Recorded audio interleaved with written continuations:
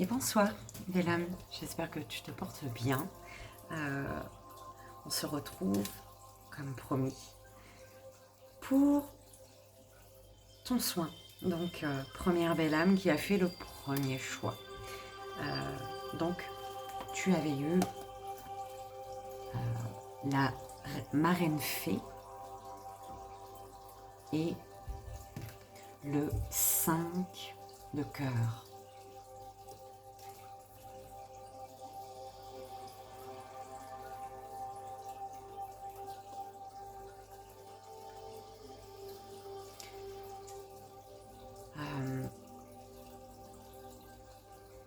Je t'invite, si tu le souhaites, à t'installer confortablement, à te détendre, à accueillir ce que ton enfant intérieur a à te dire.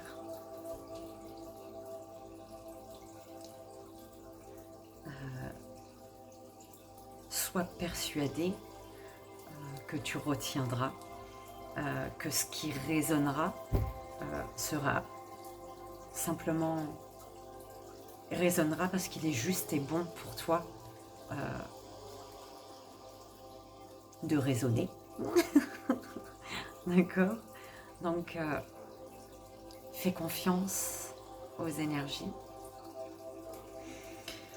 Demande, si tu le souhaites, la présence d'un être de lumière à tes côtés, en sachant que tout est déjà en place de mon côté. Tu es protégé, nous sommes protégés. Donc, fais-toi confiance. Si tu sens que tu dois demander une protection supplémentaire, demande. Si tu veux simplement la présence d'une personne à tes côtés, demande.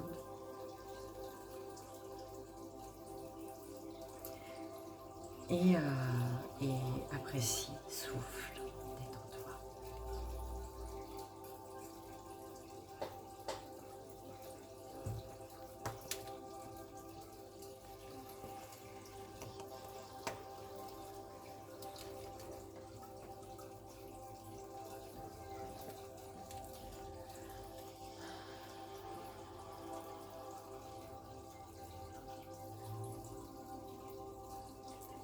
La marraine fée est aux cartes de l'enfant intérieur ce que la papesse était au tarot traditionnel. Bien que ne constituant pas l'héroïne principale du Cendrillon des frères Grimm, la marraine fée, suite à l'adaptation de Walt Disney, joue un rôle important dans la manière dont se façonne notre connaissance intérieure des êtres magiques qui nous viennent en aide.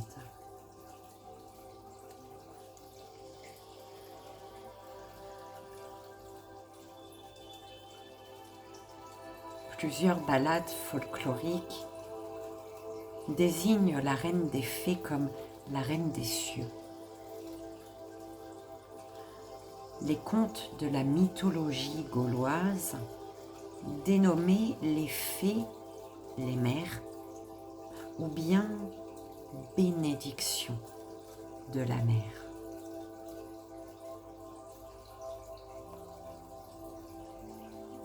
Les paysans leur donnaient le nom de grand-mère ou gentes dames. Ils étaient convaincus qu'une fée pouvait transformer un humain en animal ou en pierre, puis lui rendre sa forme humaine.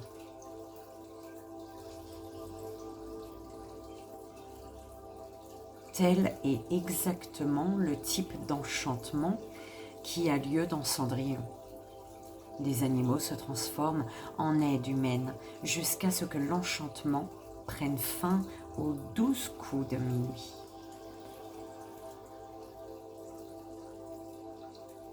Dans le Cendrillon originel, le noisetier qui fleurit à partir d'un rameau planté sur la tombe de la vraie mère de Cendrillon est la mère revenue à la vie ou la créature magique qui vient en aide à Cendrillon.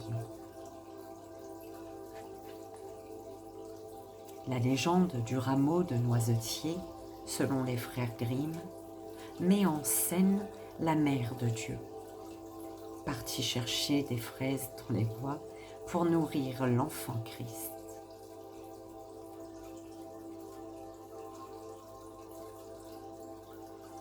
Comme elle se penche pour cueillir une fraise, une vipère jaillit de l'herbe.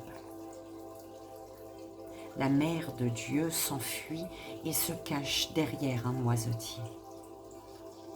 La vipère s'en va. Les rameaux de noisetier constituent depuis ce jour une protection contre les créatures dangereuses. Le noisetier représente la force de vie la plus fondamentale qui ne peut être détruite.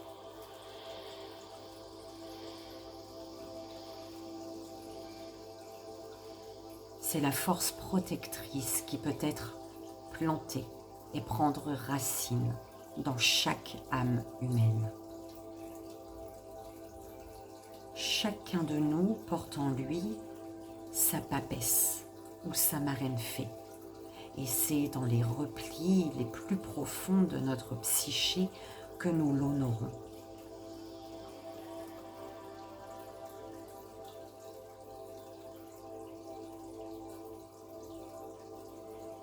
Elle grandit dans notre sagesse comme nous acquérons la foi en l'esprit qui nous protège à jamais et sans faillir dans l'univers.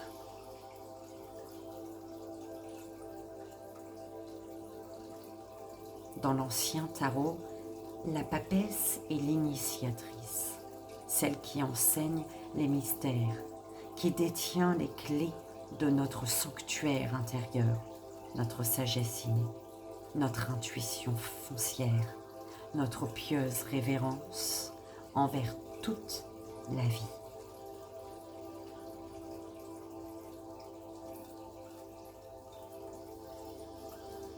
C'est l'Isis de l'Égypte ancienne qui était intimement liée au rythme et au cycle de la lune.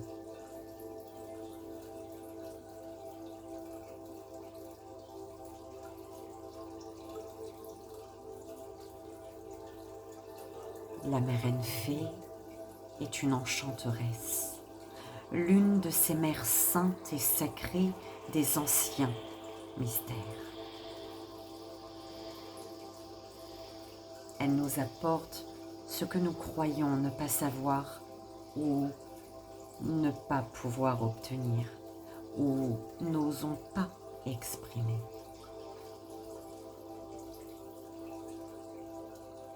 Elle propose à notre sagesse innée de croire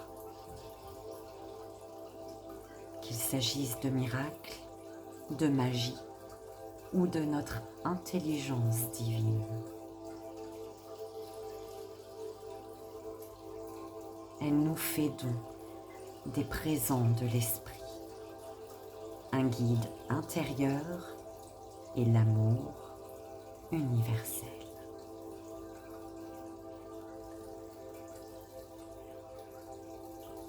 Quand cette carte apparaît, votre esprit supérieur connaît la réponse. Écoutez votre intuition.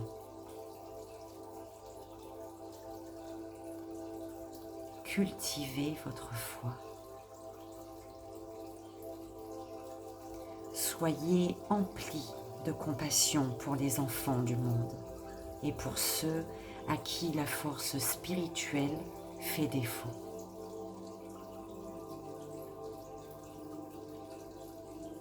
Le nombre 2 est un point d'équilibre entre les domaines spirituels et physiques. C'est aussi un point d'équilibre entre la voie intérieure et le chemin extérieur.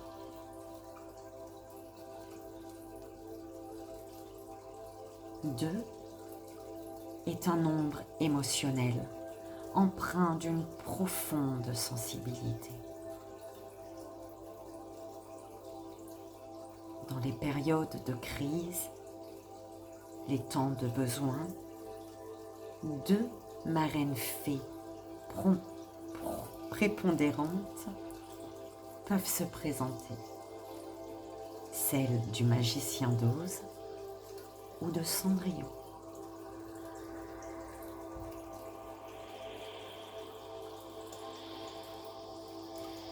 La marraine fée est là pour vous rappeler le voyage qui vous attend et la nécessité de persévérer, d'accomplir le travail de l'âme.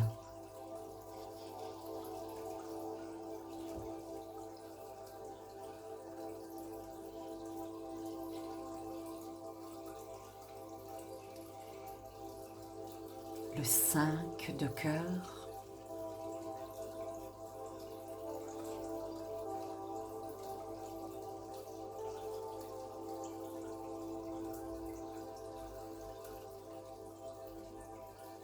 T'apporte le message que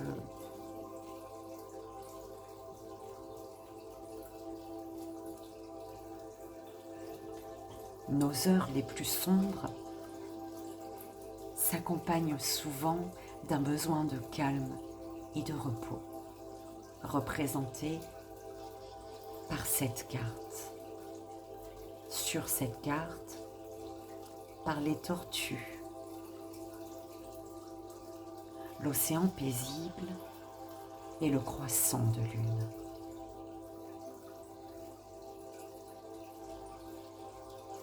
Puis tout à coup survient quelque chose de magique. La sirène qui dans le 4 de cœur était terrassée par le chagrin et le désespoir, ouvre ici un coffre et se voit offrir un cœur ailé spécial.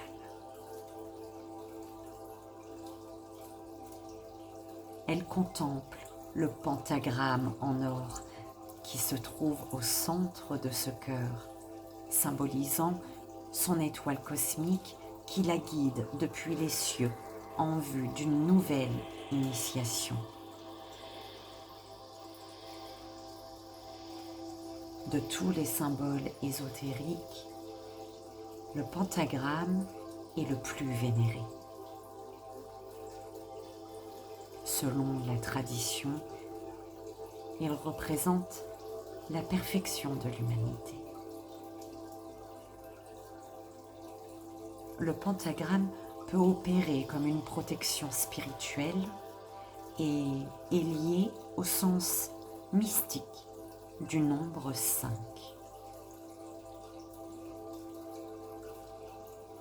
La principale qualité inhérente de ce nombre est celle du changement. La sirène de cette carte vit une transformation dans son cœur. Elle est en train de guérir les blessures du passé.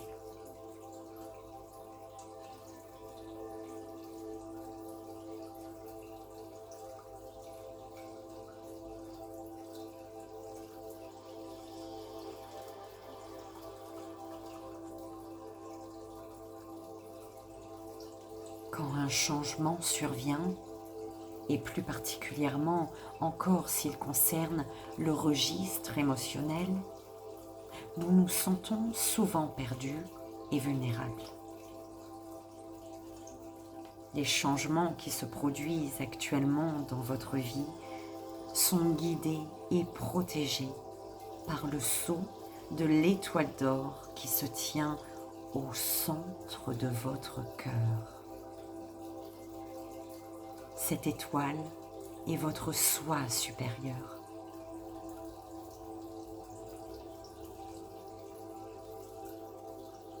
Soyez assurés qu'une aube de créativité va suivre cette interlude de chaos.